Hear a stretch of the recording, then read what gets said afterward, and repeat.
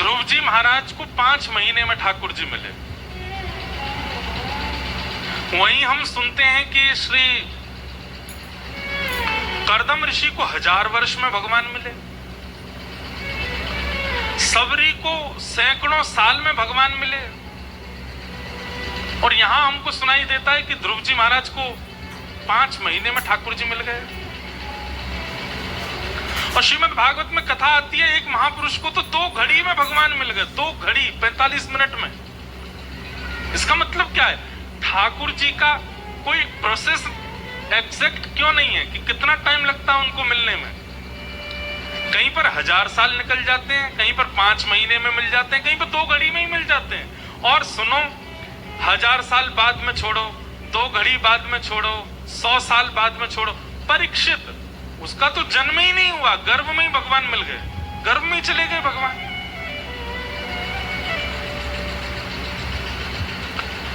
Exact process क्या है ठाकुर जी के मिलन का?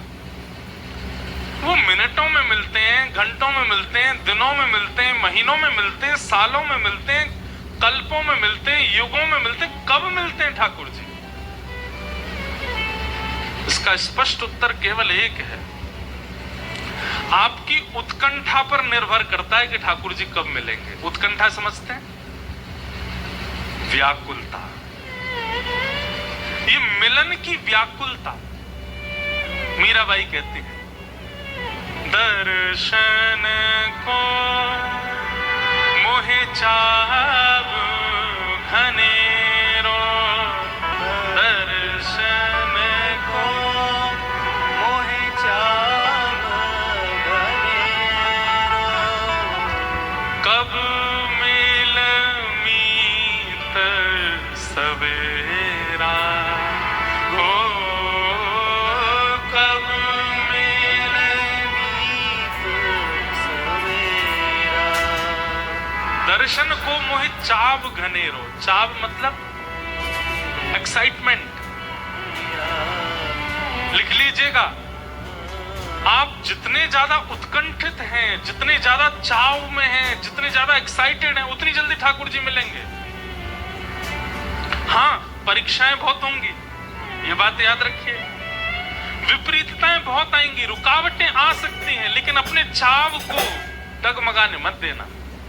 नाम जब कम हो जाए और आपके साधन कम हो जाए, पर आपकी जो उत्कंठा है मिलने की, वो कम नहीं होनी चाहिए।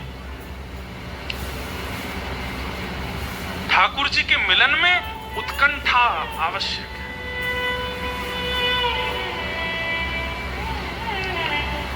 मीराबाई कहती हैं, व्याकुल प्राण धरे नहीं धीरज, व्याकुल प्राण धरे नहीं धीरज, व्याकुल प्राण धरे नहीं धीरज, व्याकुल प्राण धरे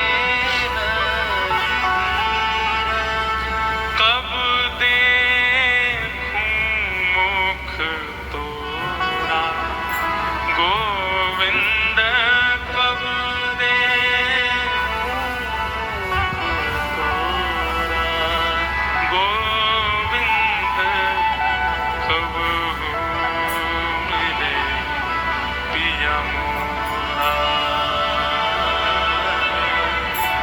कब मिले पिया मोरा, गोविंद कब मिले पिया मोरा। व्याकुलता, उत्कंठा, चाव, उससे ठाकुर जी मिलते हैं।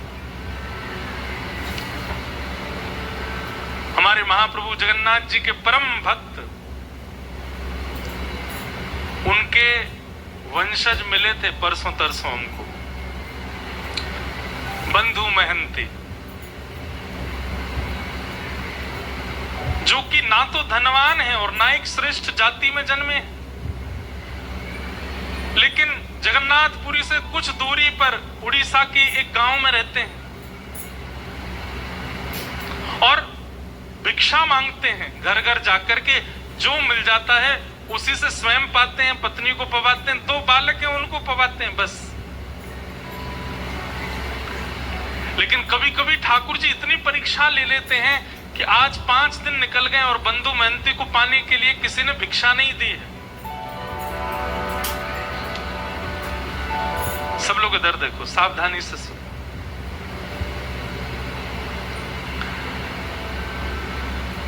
पत्नी व्याकुल है और पता क्या करते हैं, बंधु महंती का नियम है, भिक्षा लेकर के आते हैं घर घर से या बैठ जाते हैं रोड के किनारे, जो दे देता है उसको ला करके पत्नी बच्चे और स्वयं पा लेते हैं और पवाने के पीछे शर्त रखते हैं। क्या? पाने के बाद नाम जप करोगे, ठाकुर जी का स्मरण करोगे, भजन करोगे, कीर्तन करोगे, करताल बजा करके अपनी पत्नी बच्चों के साथ कीर्तन करते हैं।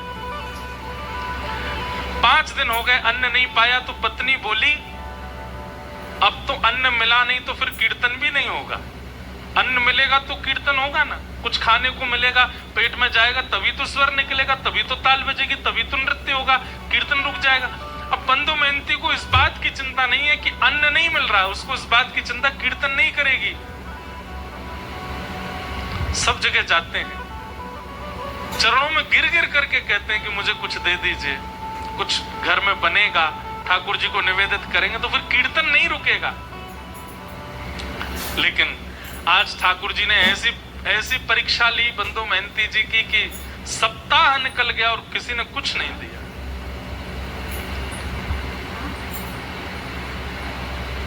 बंधु महंती सोचते हैं क्या करूं, कीर्तन नहीं होता है, बच्चे भूखे रोते हैं, पत्नी कहती है कि अन्न मिले तो कीर्तन हो। रात में मन बनाते हैं, पत्नी को उठाते हैं, बोलते हैं सुनो मैंने तुम्हें आज तक बताया नहीं, मेरे एक मित्र हैं। अच्छा, बहुत धनवान हैं, बड़े सुंदर हैं, खूब सारे जेवर पहन के घूमते हैं और लाखों करोड़ों लोग उनके चरणों में प्रणाम करते हैं। अच्छा, तुम्हारे मित्र हैं? बोले हाँ मेरे मित्र हैं, मुझे अपना सखा मानते हैं। क्या नाम है उनका? बोले मेरा और उनका एक जैसे ही नाम है, मेरा बंधु महंती नाम है, उनका दीनबंधु नाम है, उनका नाम दीनबंधु, हम दोनों मित्र हैं एक दूसरे के। अच्छा, दीनबंधु नाम, कहाँ रहते हैं वो? देवी मेरा मन है कि मैं और तुम और बच्चे सब उनके पास चलें, वो हमें भोजन जरूर खिलाएंगे। भोजन का नाम सुनती पत्नी इतनी खुश हो गई जैसे पति आज की डेट में गए डायमंड देने को बोल दे या हीरे जवाहरात देने को बोल दे, खूब सारी ज्वेलरी। पत्नी भोजन देंगे? बोले भोजन, दाल देंगे, भात देंगे और साथ में छेना पोड़ा देंगे, आदि आदि सब देंगे। ये सब सुनकर के हम चले उनके पास, चलो बच्चे सो रहे में गोद में उठा लेती हूँ, चलते। देवी चल तो देंगे लेकिन थोड़ा समय लगेगा। कोई बात नहीं, सुबह तक तो पहुंच जाए। सुबह तक नहीं देवी, 5 दिन का समय लगेगा। पत्नी बोली 5 दिन? कहाँ रहते हैं? बोले एक नीलाचल धाम है जगन्नाथपुर, वहां रहते हैं, मेरे दीन बंधु वहां रहते हैं।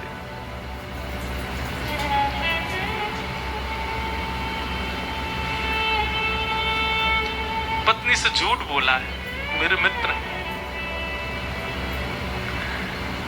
कोई बात नहीं, हम सह लेंगे, लेकिन भोजन तो मिलेगा ना वहां पर? हाँ मिलेगा ना, मेरे मित्र हैं। भोजन की बात करते हैं, वो वस्त्र भी देंगे, वो अन्न भी देंगे, रहने को घर भी देंगे, चल। और अपनी पत्नी को लेकर के जा रहे हैं और रास्ते भर जगन्नाथ जी से प्रार्थना करते जा रहे हैं, हे महाप्रभु मुझे कुछ नहीं चाहिए तो मेरी लाज बचाना। मैंने इसको बोला है कि आप मेरे मित्र हो, कहीं आप मित्र बनकर के नहीं मिले तो इसके मन में अविश्वास हो जाएगा, और इसके मन में अगर अविश्वास हुआ नाथ तो मैं क्या करूं? विश्वास हो जाएगा, और इसके मन में अगर अविश्वास हुआ नाथ तो मैं क्या करूंगा? अब इसी बहाने से अपनी पत्नी बच्चों से कीर्तन कराते। अब तो 3 ही दिन में पहुंच जाएंगे, कीर्तन करो। कीर्तन करते हैं, जबरदस्ती करवाते हैं, लेकिन ये भी बंधुओं एक प्रकार से भगवत भाव है कि आप स्वयं तो भगवत भजन करते हैं पर अपने मित्रों से और संबंधियों से भी भगवत भजन कराते हो, ये भी एक कृपा है।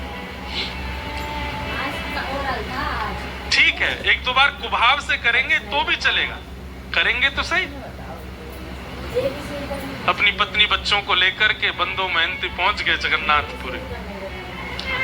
5 दिन हो गए चलते चलते, कुछ खाया पिया पिछले 7 दिन से नहीं खाया, 5 दिन हो, बच्चे भूखे प्यासे तड़प रहे हैं, तो कहीं से नरम पत्ते तोड़ के ले आते हैं, कुछ ऐसे सामान मिल जाता है तो बच्चों को खिला देते हैं। जैसे ही जगन्नाथपुरी पहुंचे, दूर से ही नील चक्र दिखाई दिया, ध्वजा लहरा रही है महाप्रभु जगन्नाथ जी की।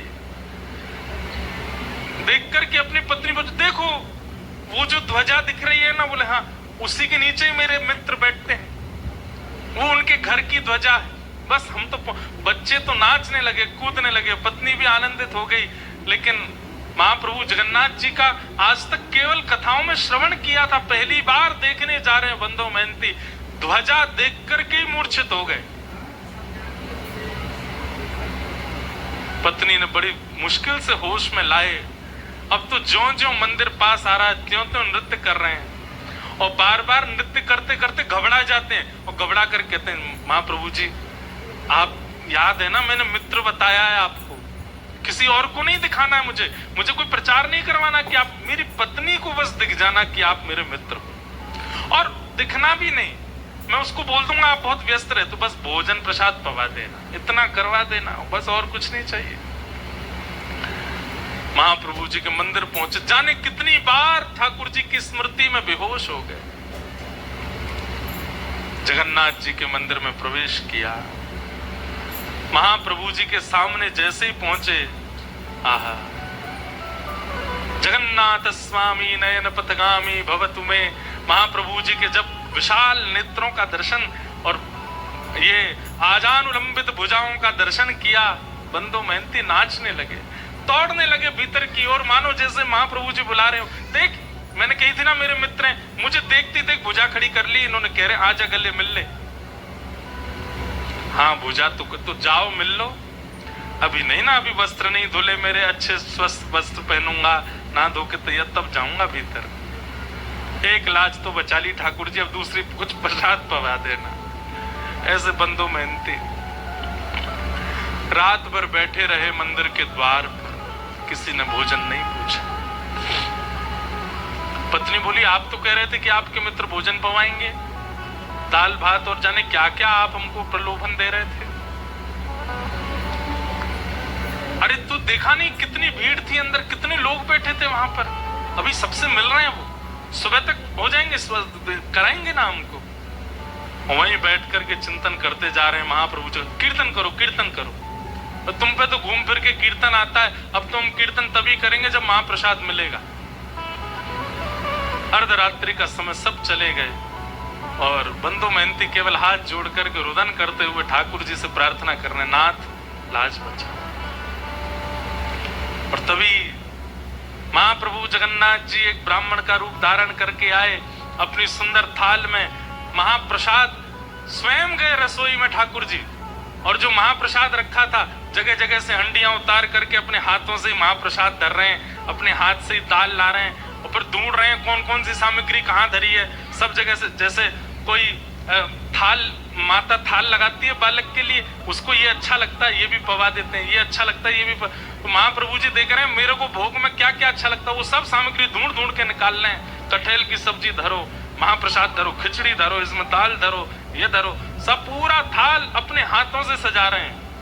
सुभद्रा जी बलभद्र जी देख करके कितने प्रसन्न हो रहे हैं, वाह आज महाप्रभु, पूरी दुनिया इनकी थाल लगाती है लेकिन आज खुद थाल लगा के लेके जा रहे हैं। ठाकुर जी को अपनी थाली लगानी नहीं आती, उन्होंने क्या चाव से बैठे रहते हैं, लाडले लाल हैं, दूसरे लगा लगा के देते हैं, पर आज बंदो मेहनती की थाल खुद लगा रहे हैं। और थाल के ऊपर वस्त्र रख करके अपने कंधा पर, विशाल थाल है, कंधा पर रख करके ठाकुर जी बाहर आए, और बाहर आकर अरे कोई बंदो मेहनती नाम का आया है क्या। बंदो मेहनती तो नाम सुनकर के मेरा नाम किसको पता भाई। मन में सोचा, पत्नी तो सो गई, मन में सोचा कोई और होगा बंदो मेहनती मेरे जैसा, लेकिन देखा कोई और है भी नहीं, अकेला मैं ही बैठा हूं। ठाकुर जी बड़ी अपनी भौं चढ़ा करके, और जैसे कोई बिना भाव दिए बात करता ना, ऐसी बात कर रहे हैं, ए भाई कौन हो तुम, कहां से आ गए हो, ये फटे पुराने लत्ते पहन के यहाँ बाहर निकलो यहाँ से, चले जाएंगे भगवान। पर हम ही बंदो मेहनती हैं। तुम बंदो मेहनती हो? बोले हाँ। अच्छा, अपना और परिचय बताओ। बोले और तो क्या परिचय है? परिचय यही है कि मेरे पास ना तो घर है, ना व्यापार है, ना संपत्ति है, ना धन है, कुछ भी नहीं है, ठाकुर जी को अपना मित्र मानता हूं बस। अरे यही परिचय तो पूछ रहे थे। महाप्रभु जगन्नाथ जी आए थे स्वप्न में और स्वयं भगवान ही कह रहे हैं, बोले प्रभु महाप्रभु जगन्नाथ जी आए थे स्वप्न में, स्वप्न में आके बोले मेरा मित्र बंधु मेहनती। बोले 1 मिनट रुक जाएंगे? बोले क्यों? पत्नी को उठा दूं, उसके सामने बोल दो ये बात कि मेरे को मित्र कहा महाप्रभु जी ने। अपनी पत्नी को उठा रहे हैं, पत्नी को उठाया, पत्नी बोली क्या हुआ? बोले देख महाप्रसाद लेके खड़े हैं। एक बार दोबारा बोलेंगे ठाकुर जी ने स्वप्न में क्या कहा? बोले ठाकुर जी स्वप्न में आके बोले हमारा मित्र बंधु मेहनती बैठा है बाहर, उसको महाप्रसाद देख के आओ। सुन करके अब महाप्रसाद देख करके तो बच्चे पत्नी खुश हुए, लेकिन बंधु मेहनती तो ये शब्द सुनकर के ही प्रसन्न हो गया कि ठाकुर जी ने मित्र मान लिया। वहीं रोने लगा, ब्राह्मण के चरण पकड़ लिए, बोले सुनिए मेरी तो योग्यता नहीं मैं उनको जाकर के प्रणाम करूं, आपने मेरी लाज बचा ली पत्नी, मेरी तरफ से दंडवत कर देना, एक बार हृदय से लगा लेना। बोले कि समय मिलेगा जगन्नाथ जी खुद ही बुला लेंगे तुमको भीतर, महाप्रसाद पाओ। और सुनो ये थाल बहुत महंगा थाल है, इसको व्यवस्थित ऊपर पहुंचवा देना मंदिर में। जी जी हम पहुंचवा देंगे। अब महाप्रसाद आया, बच्चों ने पेट भर के पाया, पत्नी ने पाया, बंधु मेहनती ने पाया। बंधु मेहनती को भूख थोड़ी थी, वो तो भूख मर गई ठाकुर जी की बात सुन करके। रात में बर्तन धो करके विशाल थाल, उसमें रत्न जड़े थे, इतना महंगा थाल। अब वो तो पूरे घूमे आए मंदिर के आसपास, कोई मिला नहीं। बोले थाल किसको दूं मैं? ठाकुर जी की लीला, ना द्वार पर कोई है, ना कहीं कोई स्थान है रखने का। वो मन में सोच रहे मैं कहीं भी रख के चला जाऊं तो कोई ले गया तो अपने पास छुपा करके थाल को धर लिया। सुबह होगी, द्वार खुलेंगे तो भीतर दे दूंगा पुजारी जी। प्रातः काल होते ही महाराज मंदिर में हड़कंप मच गया। ठाकुर जी का थाल चोरी हो गया, ठाकुर जी का थाल चोरी हो गया। रसोई घर से दूसरी आवाज आने लगी। बोले क्यों? हंडियां फूटी पड़ी हैं, चावल बिखरे पड़े हैं, पता नहीं कौन भीतर घुसा था, सारी सामग्रियां फैला दी हैं। ठाकुर जी हैं, व्यवस्थित थोड़ी रहते हैं, यूं यूं उठा दिए होंगे सब सामान, गिर दी होंगी हंडी। हल्ला मचा, ढूंढने लगे, इतने में बंधु मेहनती के नेत्र खुले, ये अपनी थाल लेकर के मंदिर में ही पहुंच गए। और जैसे ही इनके हाथ में थाल देखी तो शरीर की अवस्था, वस्त्रों की अवस्था से लगता ही नहीं है कि इसके पास थाल, चोर ही मालूम पड़ रहा था। बिना पूछे बिना जाने ही मारपीट शुरू कर दी। और जैसी मारपीट होनी शुरू हुई, बंधु मेहनती तो वाह जगन्नाथ, जय हो जगन्नाथ, आहा जगन्नाथ, रात में तो छेना पोड़ा खिला रहे थे, रात में तो रसगुल्ला खिला, सुबह लात घुसा पड़वा रहे हो, वाह जगन्नाथ तेरी लीला बड़ी अद्भुत है। पत्नी आकर इनको मत मारिए, ये जगन्नाथ जी के मित्र। बोले अच्छा जगन्नाथ जी का मित्र, इसको बताते हैं हम। अरे रात में जगन्नाथ जी ही दे करके गए। हाँ जगन्नाथ जी पे और तो कोई काम ही नहीं, इसको देने जाएंगे। इस पर पहनने के लिए वस्त्र तो अच्छे नहीं है, महाप्रभु जगन्नाथ इसको महाप्रसाद पवाएंगे।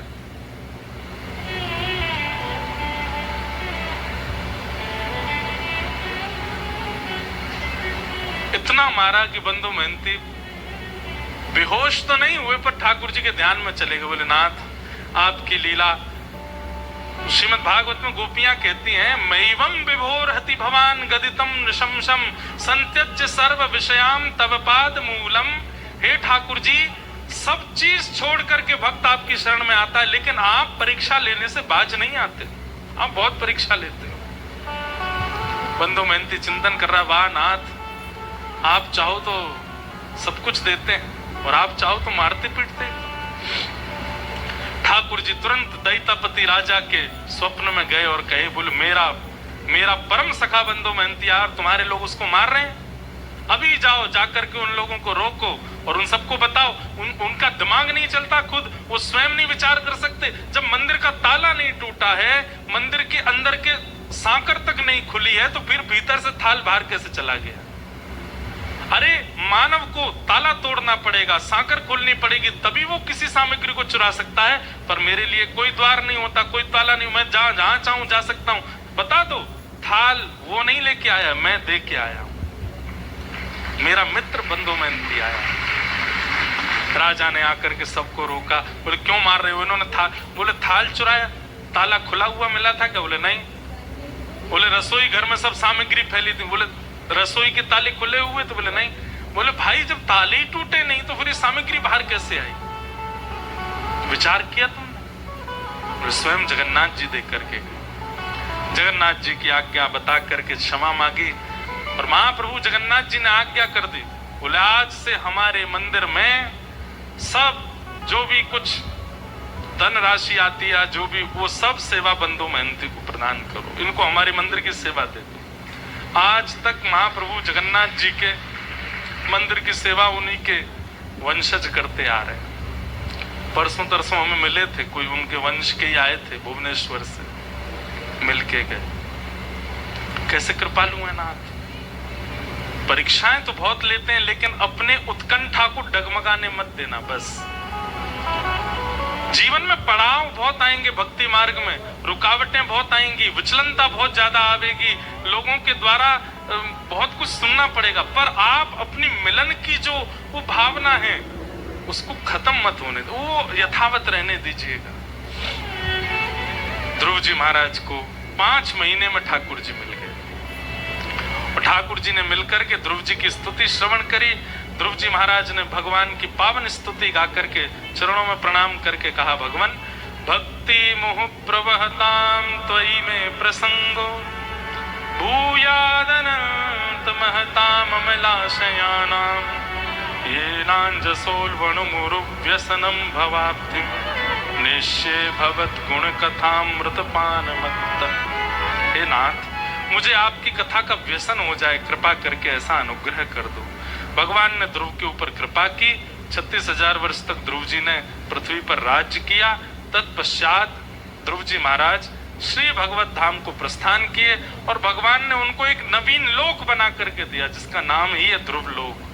वहीं पर श्री ध्रुव जी महाराज नित्य बैठ करके भगवान का आराधन और दर्शन करते हैं। बोलो भक्त वत्सल भगवान की। ध्रुव जी के वंश में राजा अंग, इनके बेटा बैन,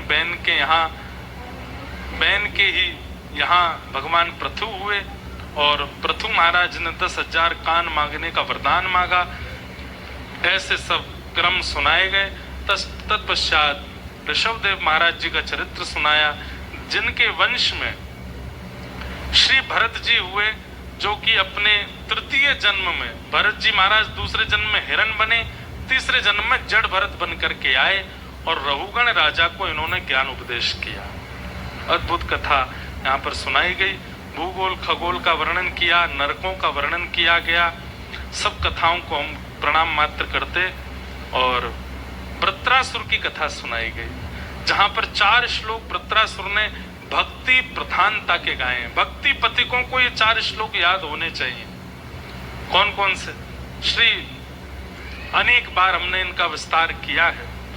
अब क्या लगातार हमारी कथा चलती तो हम कहीं कोई प्रसंग विस्तार करते हैं, कहीं कोई करते हैं। तो यहाँ पर अब कृष्ण जन्मोत्सव करना है तो उसके लिए अब चल रहे हैं।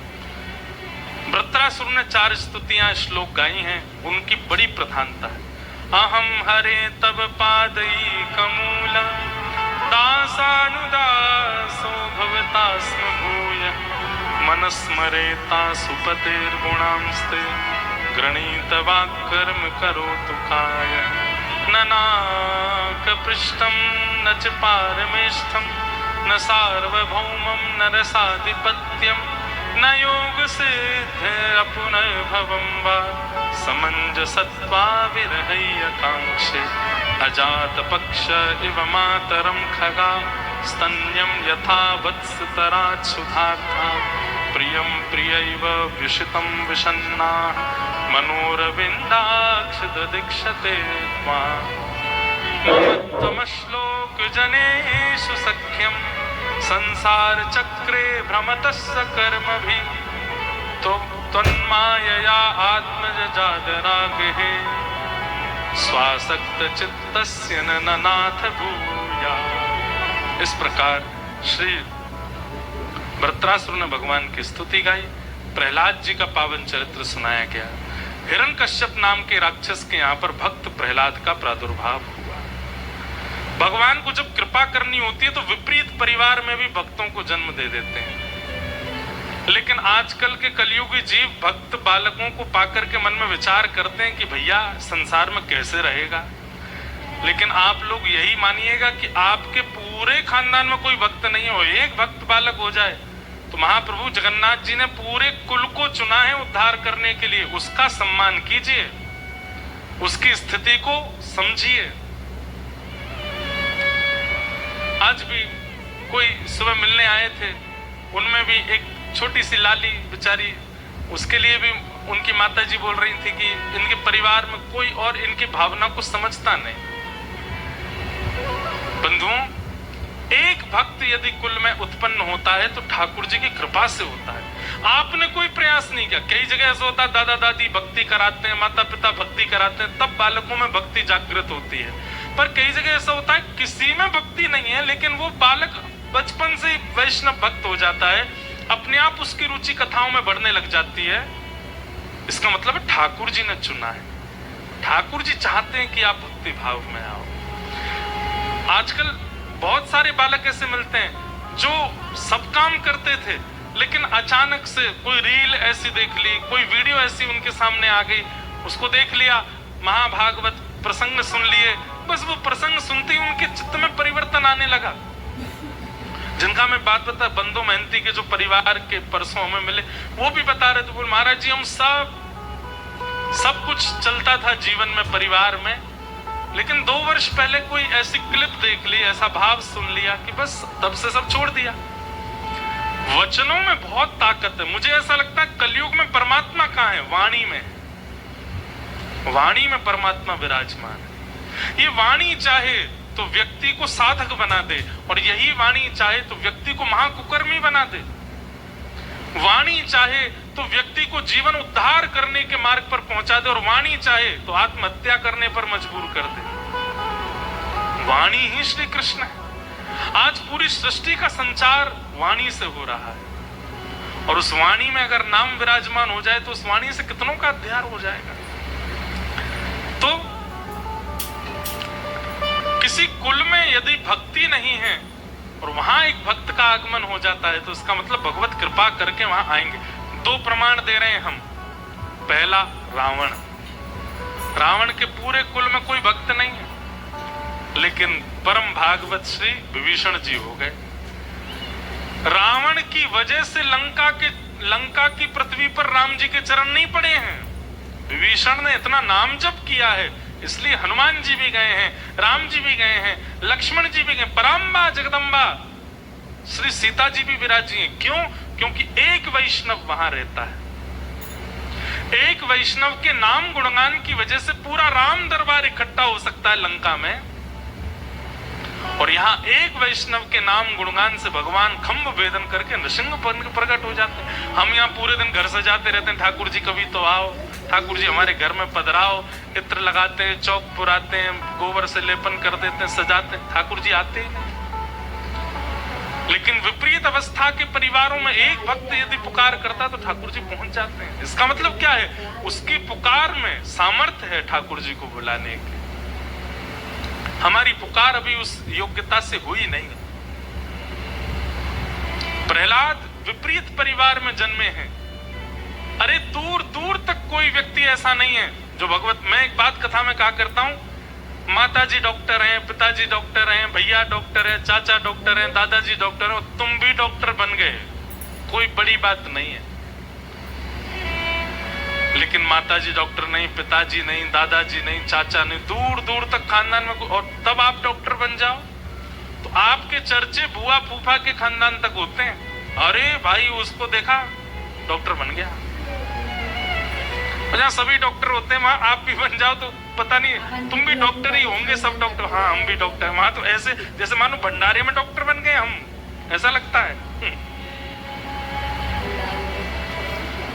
ठीक वैसे भैया दादी भी भक्त हैं, दादा भी भक्त हैं, पिताजी भी भक्त हैं, मैया भी, आप भी भक्त बन गए।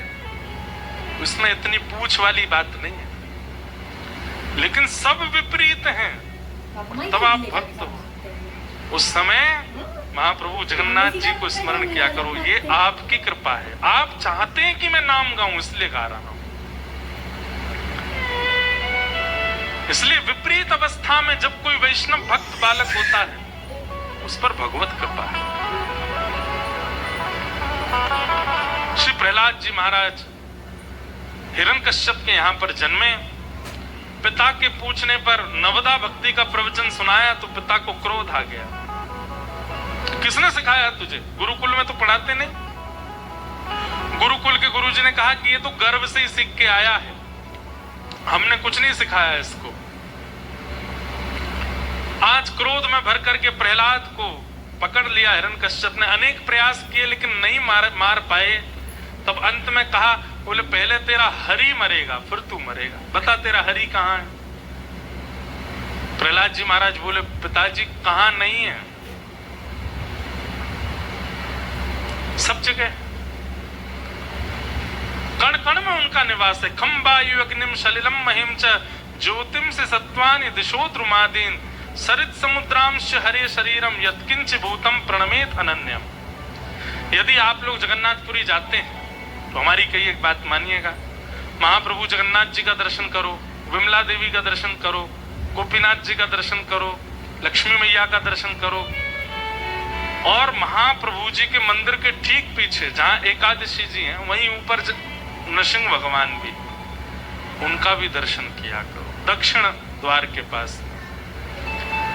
जगन्नाथ जी के दर्शन का इतना प्रभाव है। वो क्रूर रूप में क्यों रहते हैं, ऐसे विशाल विकराल रूप में क्यों रहते हैं? ताकि हमारे भीतर प्रकट हुए आर्त, हमारे भीतर प्रकट हुए जो कुभाव हैं उनका नाश कर सकें। एक क्रोधी का जीवन में होना आवश्यक है। क्षमा कीजिएगा, जिस व्यक्ति के ऊपर कोई शासन करने वाला नहीं होता ना, स्वच्छंद होता है, वो बहुत जल्दी बिगड़ जाता है। लेकिन जिस व्यक्ति के ऊपर एक शासन करने वाला होता है, एक व्यक्ति ऐसा है जो उसको रोकेगा भी, टोकेगा भी, डांटेगा भी, उसके भय के कारण कई बुरे कामों से वो बच जाता है। परिवार में अगर एक व्यक्ति भी बड़ा डांटने वाला नहीं है तो बच्चों की बिगड़ने की संभावना बहुत ज्यादा है। सब लाड़ करते हैं, सब प्यार करते हैं, तो ऐसे घर के बच्चे ज्यादा बिगड़ैल होते हैं। ठीक वैसे ही हमारे राधारमण जी भी मीठे, हमारे राधा वल्लभ जी भी मीठे, जगन्नाथ जी भी मीठे, गोपीनाथ जी भी मीठे, सबरे ठाकुर तो मीठे, हमारे हृदय के बिगड़ने की संभावना बहुत ज्यादा है। इसलिए तब जाकर के नरसिंह भगवान का दर्शन किया करो। इनको देख करके तो हमारा मन सोच लेता है, ठाकुर जी एक बार पी लूं थोड़ी सी, आप तो परमात्मा है, आप तो बड़े प्यारे ठाकुर, मुझे क्षमा कर देंगे। एक बार थोड़ा सा कुछ खा लूं, एक बार मित्रों के साथ ऐसा कर लूं, क्या एक ही बार तो कर रहा हूं। लेकिन जब नृसिंह भगवान सामने आते हैं तब हमारा मन कहता नहीं भगवान नहीं करूंगा, आप जैसा कहेंगे वैसा। वो शासन के देवता हैं, हमारे मन को भयभीत कराते हैं। इसलिए नृसिंह भगवान का दर्शन जगन्नाथ किए हैं आप लोगों ने। दक्षिण द्वार जैसे बिल्कुल मंदिर में जगन्नाथ जी जहां उसके बिल्कुल पीछे ऊपर सीढ़ी चढ़ के जाओ तो वहां नृसिंह भगवान विराज रहे, उनका दर्शन किया करो। उनका दर्शन मन की एकाग्रता के लिए और मन के कुभाव की तरफ ना भागने के लिए बहुत आवश्यक है। इसलिए जब भी मन में कुभाव उत्पन्न होता है उस समय नृसिंह भगवान का स्तवन करना चाहिए। नृसिंह भगवान मेरे मन को देख लीजिए नाथ, ये मुझे ले जा रहा है उस मार्ग की ओर। नृसिंह भगवान देख लेंगे फिर मन को। आज हिरण्यकश्यप ने कहा, कहां है तेरा परमात्मा? बोले सब जगह है, इस खंबे में। बोले हाँ। जैसे ही मुष्टिक प्रहार किया, खंभ वेदन करके भगवान नृसिंह प्रकट हो गए। सत्यम विधातुम निज भृत्य भाषितम व्याप्तिम च भूतेष्वखिलेषु चात्मनः अदृश्यतात्यद्भुत रूपमद्वहं स्तंभे सभायान मृगम न मानुषम। भगवान नृसिंह प्रकट हुए, हिरण्यकश्यप के साथ युद्ध करते हुए उसका वध कर दिया। प्रहलाद जी महाराज की स्तुति सुनकर के भगवान बड़े प्रसन्न हुए और प्रहलाद जी को हृदय से लगा करके भक्ति आशीष दे करके भगवान प्रस्थान कर गए। बोलो भक्त वत्सल भगवान की।